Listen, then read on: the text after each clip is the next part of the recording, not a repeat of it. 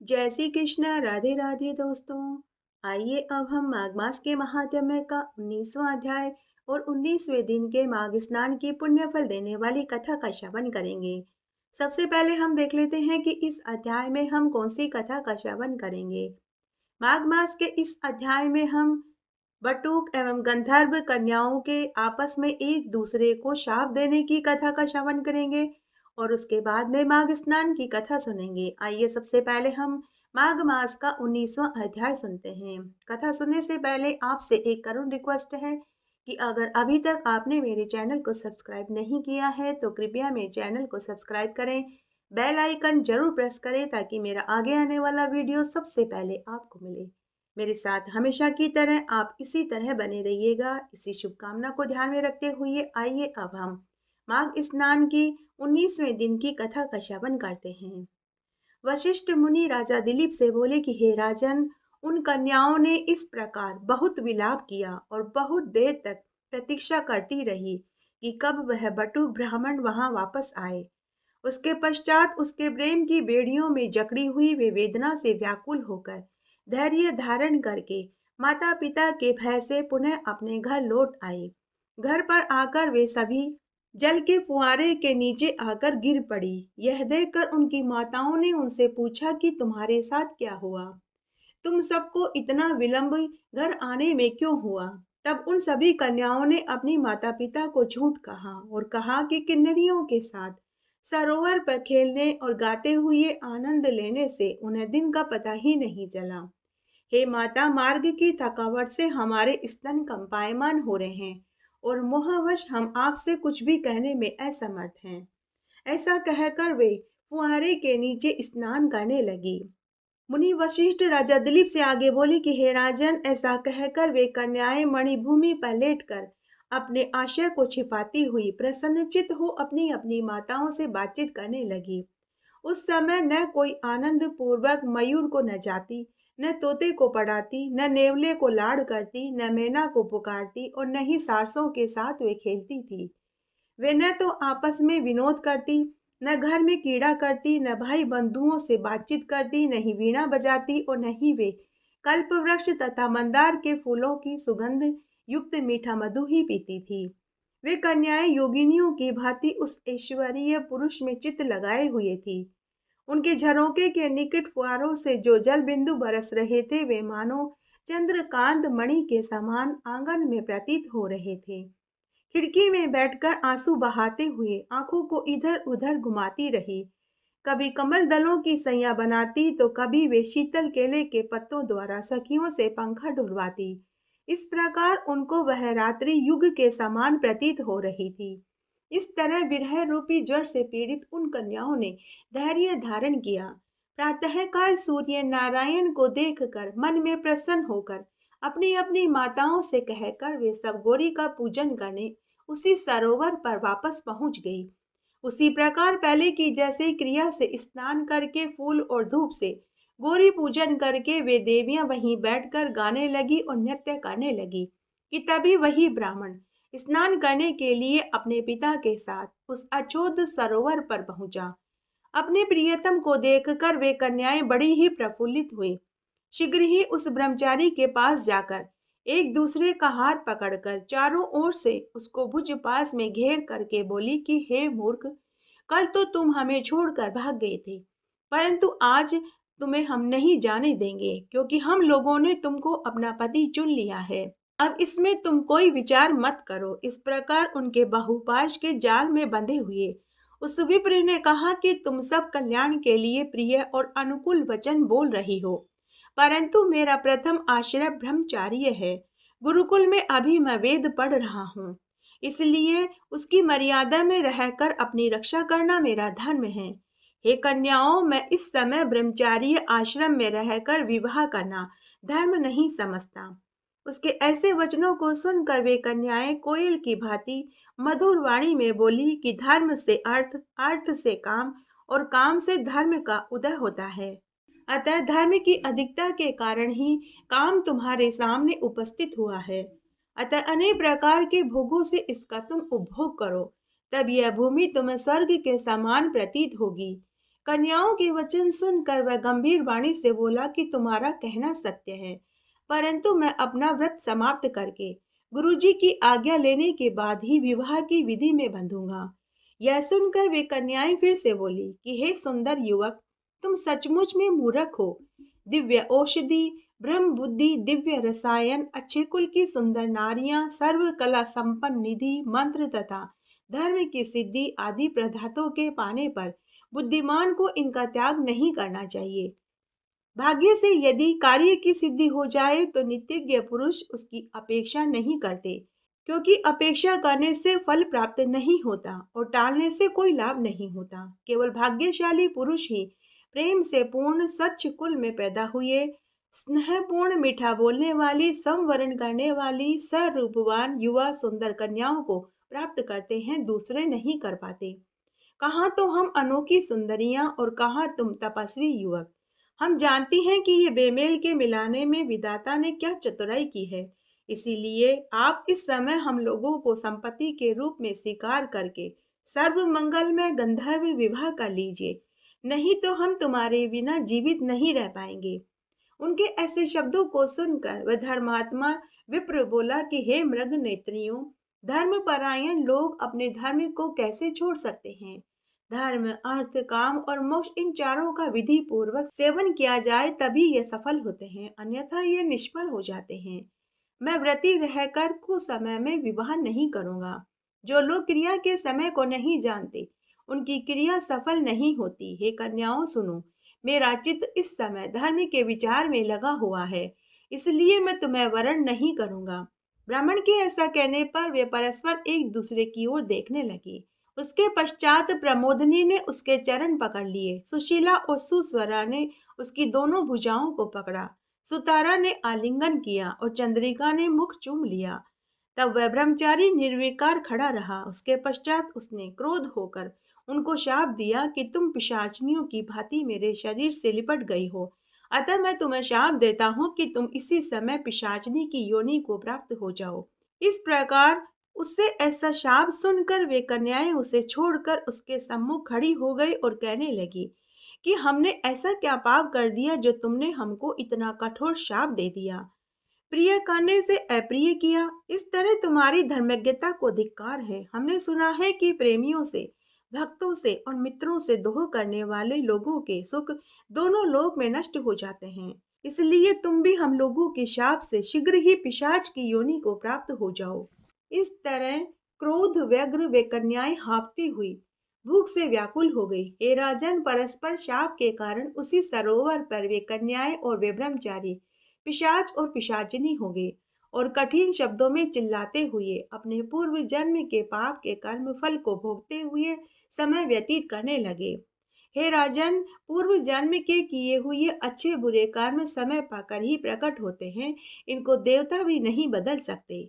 अब तो इनके माता पिता इनकी करतूत पर इधर उधर रुदन करने लगे और कहने लगे कि वाह रे, बालकों का प्रमोद, देवगति का उल्लंघन नहीं हो सकता। उसके पश्चात ये पिशाच रात दिन दुखी रहते हुए भोजन के लिए सरोवर के तट पर इधर उधर फिरने लगे। बहुत दिनों के बाद मुनियों में श्रेष्ठ लोमेश ऋषि पौष शुक्ल चतुर्दशी को अचोद्ध सरोवर में स्नान करने आए। क्षुधा से व्याकुल इन पिशाचों ने जब लोमेश मुनि को आते हुए देखा, तब उनकी हत्या के लिए गोल बना करके उनकी ओर दौड़े। लेकिन लोमेश ऋषि के तीव्र तेज से वे जलने लगे और उनके सामने वे खड़े न रह सके, दूर चले गए। इतने में ही वेद निधि ब्राह्मण भी वहां पहुंच गए। तब वेद निधि ब्राह्मण ने लोमेश ऋषि को साष्टांग प्रणाम किया और मस्तक झुकाकर हाथ जोड़कर सुंदर वचन में कहने लगे कि बड़े भाग्य से साधुओं का समागम होता है। जो लोग गंगा आदि तीर्थों में सदैव स्नान करते हैं और सज्जनों का सत्संग करते हैं, ऐसे श्रेष्ठ लोगों का संग अति उत्तम होता है, जो स्वर्ग को देने वाला और रोगों को नष्ट करने वाला होता है। वशिष्ठ मुनि बोले कि ऐसा कहकर वेद निधि ने चिरकाल का अद्भुत सारा हाल कह सुनाया। ये सब पिशाचनियां गंधर्व कन्या है और वह पिशाच मेरा बटुक पुत्र है। ये सब परस्पर आपस में शाप वश हैं। हे मुनिवर, मुख नीचा करके आपके सम्मुख खड़े हैं। आपके दर्शन से आज इन बालकों का उद्धार हो जाएगा। जैसे कि सूर्य के उदय होने पर अंधकार मिट जाता है। ऐसा सुनते ही दयालु लोमेश ऋषि के नेत्रों में जल भर आया और उस पुत्र के दुख से दुखी वेद निधि ब्राह्मण से बोले कि हे विप्र, मेरे प्रसाद से बालकों को शीघ्र स्मृति पैदा होगी। मैं उस धर्म को तुमसे कहता हूँ जिससे इनका आपस में शाप विलीन हो जाएगा। इसके आगे की कथा हम अगले अध्याय में सुनेंगे। आइए अब हम माघ स्नान में एक पौराणिक कथा का श्रवण करते हैं। बहुत समय पहले की बात है। एक मोची अपने गांव से दूर एक छोटी सी झोपड़ी में रहता था। रोज सुबह वह गांव जाता और सड़क के किनारे बैठकर लोगों के पुराने जूतों को सिलता था। वह अपने काम के बहुत कम पैसे लेता था, इसलिए उसके दिन भर की कमाई बहुत कम होती थी। तब वह जो कुछ भी कमाता था उसे एक डिब्बे में रख लेता। शाम के समय वह अपने औजारों को समेटता और अपने घर आ जाता। घर आकर वह अपने औजारों को संभाल कर के रख देता। पास ही बहती नदी में स्नान करता। नहाने के बाद वह दाल और रोटी बनाता और दो थालियों में भोजन परोसता। एक थाली का भोजन वह स्वयं खाता और दूसरी थाली का भोजन पड़ोस में रहने वाले अंधे बुढ़े भिखारी को देता। फिर वह झोपड़ी पर आकर दिन भर की कमाई गिनता, उन चीजों के बारे में सोचता जिसकी उसे सबसे ज्यादा जरूरत होती। क्योंकि उसकी कमाई ज्यादा नहीं होती थी, इसलिए वह जरूरत के सामान ही खरीद पाता था। यही मोची का नित्य का कार्य था। मोची अपने पड़ोस में रहने वाले अंधे और बूढ़े भिखारी को भोजन कराए बिना सम भोजन नहीं खाता था। वह अंधा भिखारी मोची को बहुत सी आशीर्वाद देता, उसके लिए ईश्वर से प्रार्थना करता था। इस तरह कई बरस बीत गए। एक रात मोची ने सपना देखा कि एक देवदूत उसके पास आया और उससे कहा कि तुम एक लाचार दृष्टिहीन व्यक्ति की रोज सहायता करते हो, सुबह शाम उसे खाने को भोजन देते हो। इसके बदले में ईश्वर ने तुम्हें एक वरदान देने का निर्णय किया है। यह कहकर देवदूत ने मोची को एक पौधा दिया और कहा कि इस पौधे को तुम अपने घर में संभाल कर के रखना। यह पौधा रोज तुम्हें एक सोने की मोहर देगा। ऐसा कहकर देवदूत अंतर्ध्यान हो गया। सुबह जब मोची सोकर उठा तो उसे अपने रात्रि के स्वप्न वाली बात याद आई। तब उसने अपने घर के आंगन में एक पौधा रखा हुआ देखा, जिसे देखकर वह बहुत खुश हुआ। उसने उस पौधे को अपनी झोपड़ी के पिछवाड़े जमीन में गाड़ दिया। दिन बीतने लगे। मोची ने बड़ी मेहनत से पौधे की देखभाल करी। वह रोज उस पौधे में पानी सींचता था, उसे चिड़िया और जानवरों से बचाता। उस कमजोर पौधे को सहारा देने के लिए पेड़ की एक टहनी भी जमीन में गाड़ दी। मेहनत कभी भी बेकार नहीं जाती। मोची की मेहनत रंग लाई। वह नन्हा सा पौधा जल्दी ही बड़ा मजबूत पेड़ हो गया। एक दिन सुबह के समय मोची पौधे में पानी सींचने गया तो उसने देखा कि पौधे की टहनी पर सोने की एक मोहर चमक रही थी। मोची भागा भागा गया और एक बड़ा मजबूत डिब्बा खरीद कर के लाया और वह सोने की मोहर पौधे से तोड़कर डिब्बे में रख दी। कुछ ही महीनों में वह डिब्बा सोने की मोहरों से भर गया। मोची अब एक अमीर आदमी बन चुका था। उसने जूतों की मरम्मत करने का काम भी छोड़ दिया और गांव के बाजार में अपनी स्वयं की जूतों की दुकान खोल ली।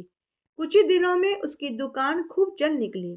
तब उसने अपने रहने के लिए एक बहुत खूबसूरत आरामदायक मकान बनवाया, जिसके चारों ओर एक रमणीक बगीचा था। उस बगीचे में सुंदर सुंदर पौधों और फूलों के बीच में उस पौधे को भी लगा दिया जो रोज सोने की मोहर देता था। मोची अब गांव का सम्मानित व्यक्ति बन चुका था। उसने एक धनवान व्यापारी की बेटी से शादी कर ली। अब उस मोची को वह अंधा बूढ़ा भिखारी भी याद नहीं रहा, जिसको वह नित्य भोजन कराया करता था, जिसके आशीर्वाद से और दुआओं से उसे ईश्वर ने धनवान बनाया था। वह अपनी खुशियों और आनंद से भरपूर जीवन जीने लगा। एक दिन मोची की पत्नी ने अपने बगीचे में लगा हुआ बेढंगा पौधा उखाड़कर फेंक दिया। मोची ने भी अब उस पौधे के उखड़ने की कोई परवाह नहीं करी, क्योंकि अब उसके पास ढेरों सोने की मोहरें हो चुकी थी। ईश्वर को मोची का यह कार्य अच्छा नहीं लगा। धनवान होने के बाद उसने ईश्वर के वरदान को भी भुला दिया। वह अपनी दौलत गरीब और जरूरतमंद लोगों पर खर्च न करके स्वयं के आनंद के लिए खर्च करने लगा। यदि कोई गरीब उसके सामने हाथ फैलाता तो वह उसे दुत्कारने लगा। वह पौधा भी उसने अपने बगीचे से निकाल कर के फेंक दिया था, जिसे उसकी पत्नी ने उकड़वा दिया था। उखाड़े जाने पर भी वह पौधा बहुत दिनों तक सूखा नहीं। मोची यदि चाहता तो उसे अच्छे ढंग से रोप कर उसकी देखभाल कर सकता था। वह पौधा फिर से लहलहा उठता और वह पौधा फिर से एक सोने की मोहर देने लगता। किंतु मोची धन के नशे में चूर हो चुका था। उसने उसे फिर से रोपने की कोई जरूरत नहीं समझी। उसकी इन सब हरकतों को देखकर ईश्वर उससे नाराज हो गए। ईश्वर ने उसे दंड देने का निर्णय लिया। अगली सुबह जब मोची अपनी दुकान पर पहुंचा तो उसने देखा कि उसकी दुकान आग की लपटों में घिरी हुई थी। उसके नौकर साथी दुकानदार आग बुझाने की कोशिश कर रहे थे, मगर आग इतनी तेज थी कि कुछ ही मिनटों में पूरी दुकान जलकर खाक हो गई। अपनी दुकान की यह हालत देखकर मोची बहुत दुखी हुआ। वह उदास भाव से अपने घर की ओर चल दिया। घर पहुंचकर उसने अपनी पत्नी को पूरी बात बताई। उसकी पत्नी के दिल को भी भारी सदमा लगा, किंतु उसने अपना भाग्य समझकर अपने पति को तसल्ली दी कि हमारे पास बहुत साधन है, हम नई दुकान बना लेंगे। दूसरे दिन गांव में बहुत भारी तूफान आया। तेज हवाओं और मूसलाधार बारिश ने गांव वालों को बहुत भयभीत कर दिया। मोची का घर गांव से कुछ परे हटकर था, इसलिए वही सबसे अधिक तूफान से प्रभावित हुआ। बड़ी कठिनाई से मोची और उसकी पत्नी जान बचाने में सफल हो पाए, मगर अगले ही दिन उसके घर में भयंकर आग लग गई। दुकान की तरह उसका घर भी जलकर आग के ढेर में बदल चुका था। मोची की पत्नी इन दुर्घटनाओं से घबराकर अपने धनवान पिता के पास मोची को हमेशा हमेशा के लिए छोड़कर चली गई। मोची फिर से अकेला रह गया। अब मोची को अपना वह पौधा याद आने लगा, जिसे उसकी पत्नी ने उखाड़कर फेंक दिया था, जिसकी मोची ने कोई परवाह नहीं करी थी। मोची ने सहानुभूति प्रकट करने के लिए आने वाले लोगों से कहा कि मैं फिर से अमीर बन जाऊंगा। लोगों ने पूछा कि तुम कैसे फिर से अमीर बन जाओगे, तो मोची ने उन्हें पूरी बात बताई और कहा कि मैं अभी जाकर उस शुभ पौधे को लेकर आता हूँ, फिर तुम लोग देखना, मैं जल्दी ही अमीर बन जाऊंगा। मोची की कहानी सुनकर लोग हैरान रह गए और वे उसके साथ उस स्थान पर पहुंचे जहां मोची ने उस भाग्यशाली पौधे को फेंका था। वहां उन्हें उस पौधे के बचे कुचे कुछ टुकड़े नजर आए। तब हर व्यक्ति ने उस पौधे की एक एक टहनी उठा ली और खुशी खुशी अपने घर को लौट गए। मोची भी एक पुरानी टहनी लेकर अपने खंडर बने मकान में आ गया। उसने पौधे की टहनी फिर से जमीन में रोप दी और नित्य प्रति वह उस पौधे को पानी से सींचने लगा। बहुत दिन बीत गए, किंतु न तो वह पौधा फिर से हरा हुआ और न ही वह सोने की मोहर देता था। उस दुर्भाग्यशाली मोची के पास अब इसके सिवा कोई उपाय शेष नहीं बचा। अब वह फिर से लोगों के पुराने जूते सिलने लगा, अपनी उस पुरानी झोपड़ी में फिर से रहने लगा, क्योंकि ईश्वरीय प्रकोप से उसका शानदार मकान खंडर में बदल चुका था। मोची को अब वह अंधा भिखारी याद आया, जिसकी आशीष और दुआओं से ईश्वर ने उसे धनवान बनाया था। वह उसके पास पहुंचा और अपनी पिछली लापरवाही के लिए उससे क्षमा मांगने लगा। मोची फिर से उस भिखारी को भोजन कराने लगा। एक दिन मोची ने देखा कि वह टहनी फिर से हरी भरी हो गई। कुछ दिनों बाद उस पौधे में नई नई कोपलें उगाई और वह पौधा फिर से लहलहाने लगा। लेकिन पहले के पौधे और अब के पौधे में भारी परिवर्तन आ चुका था। इस बार के नए उगे पौधे पर सोने की मोहर तो क्या, पीतल का कोई सिक्का भी नहीं उगा। मोची जब तक गरीब था वह ईमानदारी से काम करता रहा और अंधे फकीर को दोनों समय भोजन कराता रहा। ईश्वर ने भी उसकी मदद की, किंतु जैसे ही धन पाकर उसके मन में घमंड आया, उसने अपनी सारी मेहरबानियां उनसे छीन ली। किसी ने सच ही कहा है, घमंडी व्यक्ति का घमंड एक दिन जरूर टूटता है। इस तरह प्रत्येक मनुष्य को अच्छे समय आने पर अपने बुरे समय के दोस्तों को कभी भी भुलाना नहीं चाहिए, क्योंकि भगवान उन्हीं की मदद करता है जो दूसरों की मदद करते हैं। बोलिए शंकर भगवान की जय, बोलिए विष्णु भगवान की जय। आइए एक पौराणिक कथा का श्रवण करते हैं। एक नगर में ब्रह्मदत्त नाम का एक ब्राह्मण रहता था। वह बड़ा ही आलसी प्रवृत्ति का था। बिना परिश्रम के ही वह सुख और आराम पाना चाहता था। उसकी पत्नी और माता पिता उसकी आदतों से बहुत परेशान थे। वे उसे बहुत समझाते कि आलस्य त्याग करके मेहनत करो, धन कमाओ। दूसरों को धोखा देकर जो धन अर्जित करता है वह जीवन में कभी सुख नहीं पाता, बल्कि बाद में वही धन दुखद का कारण बनता है। लेकिन ब्रह्मदत्त न तो अपने ज्ञानी पिता की बात को मानता, नहीं अपनी माता की और नहीं अपनी पत्नी के समझाने पर उसे कोई समझ आती थी। धीरे धीरे उस नगर और आसपास के लोगों को ब्रह्मदत्त की धूर्तता का पता लग गया। वे जान गए कि ब्रह्मदत्त भोले भाले लोगों को बहकाकर झूठ बोल कर के धन ऐंठता है। अतः उन लोगों ने उसके पास जाना बंद कर दिया। अब न तो कोई उससे जन्म पत्री बनवाता, न ही कोई उससे यज्ञ हवन पूजा पाठ करवाता, न ही उसे विवाह आदि के मंत्र पढ़ने के लिए बुलाता। धीरे धीरे उसका काम धंधा बंद हो गया। ब्रह्मदत्त को रुपए पैसे की तंगी होने लगी। तब उसने यही सोचा कि कोई लंबा हाथ मारना पड़ेगा और राजा को ही मूर्ख बनाकर के धन ऐंठना होगा, जिससे कि आगे का जीवन अच्छे से कट सके। दूसरे दिन ब्रह्मदत्त अपनी योजना के अनुसार राज दरबार में पहुंचा। उसने राजा के सम्मुख हाथ जोड़कर विनय पूर्वक कहा कि महाराज, मैं बहुत गरीब ब्राह्मण हूँ, लेकिन मेरे पास बल और बुद्धि बहुत है। आपका ऐसा कोई कठिन काम जिसे आपके दरबार का कोई ताकतवर और बुद्धिमान व्यक्ति न कर पाया हो, तो मुझे वह कार्य सौंप दीजिए। मैं उस कार्य को मिनटों में कर दूंगा। ब्रह्मदत्त ब्राह्मण की बातें सुनकर राजा उससे प्रभावित हो गया और प्रसन्न होकर उससे कहा, ठीक है, आज से मैं तुम्हें नियुक्त करता हूँ। तुम्हें 1 लाख मोहरें हर महीने दी जाएगी। जब तुम्हारी आवश्यकता पड़ेगी तो मैं सैनिक भेजकर तुम्हें बुलवा लूंगा। राजा का आदेश सुनकर ब्रह्मदत्त मन ही मन खुश हुआ। वह सोचने लगा कि मेरी योजना सफल हो गई। अब घर बैठे ही हर महीने मुझे लाखों रुपए मिल जाया करेंगे। राज दरबार में तो एक से बढ़कर एक विद्वान और बहादुर व्यक्ति हैं। मेरी आवश्यकता राजा को कभी नहीं पड़ेगी और मेरी पोल भी नहीं खुलेगी। फिर कुछ सोचते हुए उसने हाथ जोड़कर राजा से विनती की और कहा कि हे अन्नदाता, मेरा एक निवेदन और है। कभी कभी मुझे 2 बीमारियों का दौरा पड़ता है। उस दौरान मैं एक कदम भी नहीं चल पाता। दौरे के समय यदि आपको मेरी आवश्यकता पड़ जाए तब आप मुझे क्षमा कर देना। राजा ने लापरवाही से कहा, अरे क्या बात करते हो? बीमारी की हालत में तो हर आदमी मजबूर हो जाता है। उस समय मैं तुम्हें कोई कठिन काम नहीं दूंगा। जाओ, घर जाकर आराम करो। आवश्यकता पड़ने पर मेरे सिपाही तुम्हें खबर कर देंगे। यह सुनकर ब्रह्मदत्त खुश हो गया और खुशी खुशी अपने घर धन की पोटली लेकर लौट आया।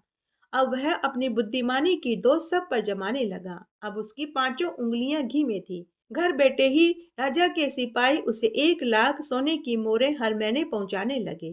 ब्रह्मदत्त की आर्थिक स्थिति सुधर गई। उसका आलीशान मकान हो गया। नौकर चाकर, हाथी घोड़े ऊंट सभी हो गए।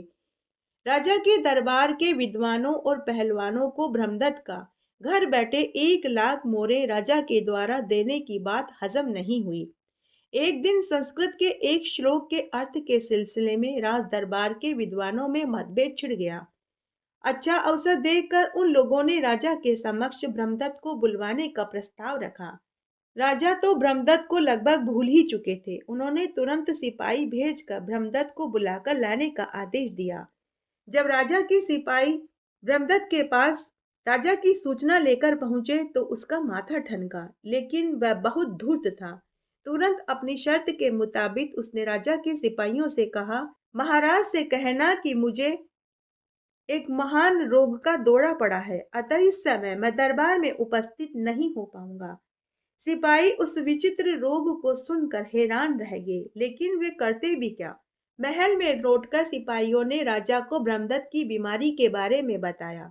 राजा भी अपने शर्त के अनुसार चुप रह गया, लेकिन दरबारी ब्रह्मदत्त की धूर्ततापूर्ण चालाकी को समझ गए। धीरे धीरे कुछ महीने और व्यतीत हुए। तभी एक दिन अचानक पड़ोसी देश के राजा ने उस देश पर आक्रमण कर दिया। दरबारियों ने मौका देखकर तुरंत राजा से प्रार्थना करी कि युद्ध के संचालक के रूप में ब्रह्मदत्त को मोर्चे पर भेज दिया जाए। राजा भी चाहता था कि जिस व्यक्ति को वह हर महीने लाखों मोहरें वेतन की दे रहा है, उसकी कार्यकुशलता की परख तो करनी ही चाहिए। अतः उन्होंने तुरंत अपना सिपाही भेजा और ब्रह्मदत्त को लाने का आदेश दिया। युद्ध छिड़ जाने की खबर ब्रह्मदत्त के कानों में पहले ही पड़ चुकी थी। वह राजा के बुलाने के इंतजार में था। राजा के भेजे गए सैनिक जब ब्रह्मदत्त के पास पहुंचे तो उसने कहा कि महाराज से कहना कि मैं तो अभी भी रोग से पीड़ित हूँ, इसी कारण दरबार में उपस्थित नहीं हो पाऊंगा। सिपाहियों ने जाकर राजा को पुनः ब्रह्मदत्त की बीमारी के बारे में बताया। राजा को भी समझते देर नहीं लगी कि ब्रह्मदत्त चालाकी कर रहा है और झूठ बोल रहा है। राजा ने सिपाहियों से कहा कि ब्रह्मदत्त को जबरदस्ती पकड़ कर के लाओ। सैनिक ब्रह्मदत्त को पकड़ कर के महल में लेकर आए। राजा ने ब्रह्मदत्त से पूछा कि क्यों ब्रह्मदत्त, तुम्हें कौन सी बीमारी है? पिछली बार भी तुमने आने से इनकार कर दिया और अब की बार भी तुम नहीं आए। साफ साफ बताओ, नहीं तो मैं तुम्हें सूली पर चढ़ा दूंगा। यह सुनते ही ब्रह्मदत्त थर थर कांपने लगा और हाथ जोड़कर बोला कि महाराज, मुझे क्षमा कर दीजिए। मुझे यही दो रोग हैं। जब मैं भोजन अधिक कर लेता हूँ तो मुझे सकसकी रोग हो जाता है और जब मैं भूखा रहता हूँ तो मुझे फकफकी रोग हो जाता है। यह सुनते ही सारे दरबारी हंस पड़े।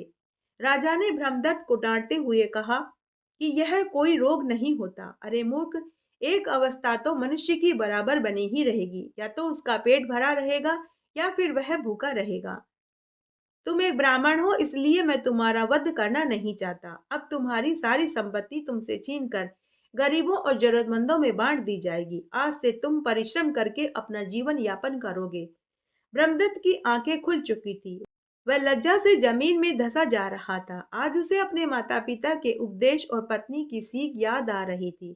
अगर उसने पहले ही अपनों का कहना मान लिया होता तो आज उसे भरे दरबार में शर्मिंदा नहीं होना पड़ता। बिना परिश्रम के कमाया धन इस तरह से विनाश न हुआ होता। किसी ने सच ही कहा है, बिना परिश्रम के कमाया हुआ धन सर्वनाश का कारण बनता है। पैसा वही फलता फूलता है जो खून पसीने से कमाया जाता है। बोलिए विष्णु भगवान की जय। इस प्रकार आज हमने माघ मास के महात्म्य का 19वां अध्याय सुना। आशा करती हूँ यह आपको जरूर पसंद आएगा। मेरे साथ बने रहने के लिए आपका धन्यवाद। आगे आने वाली कथा कहानी के लिए भी आप इसी तरह मेरे साथ बने रहें। धन्यवाद।